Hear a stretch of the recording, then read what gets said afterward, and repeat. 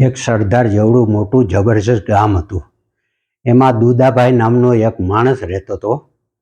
હવે કમનસીબી એવી કે દુદાભાઈ ઘીરે જાય રાતે અને પલંગ ઉપર હુવે એટલે પલંગ કીચુડ કીચુડ નીચે અવાજ આવે.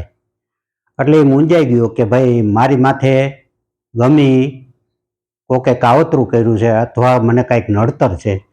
એટલે એ બાજુના ગામમાં ભૂવા પાસે ગયો.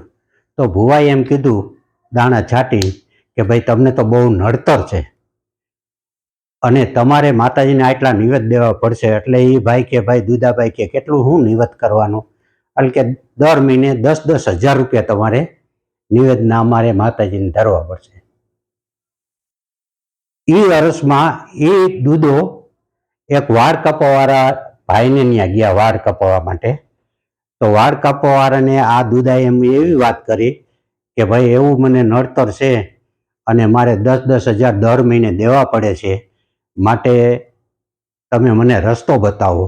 એટલે વાળ કાપવાવાળાએ રસ્તો એવો બતાવ્યો કે ભાઈ જે તમે પલંગ ઉપર સૂતા છો એ ગાડલું જમીન ઉપર પાથરી અને સૂવો.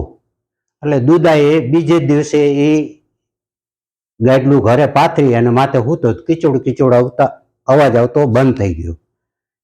એટલે મારો કહેવાનો ભાવાર્થ એવો થઈ ગયો, તમે કોઈ પણ જગ્યાએ તમે તકલીફમાં મુકાવ એટલે વાળ કાપવાવાળાની દુકાને જાઓ ને ત્યાં તમને માર્ગદર્શન બહુ ટોપ મળે, બાકી દુનિયામાં કાંઈ છે જ નહીં.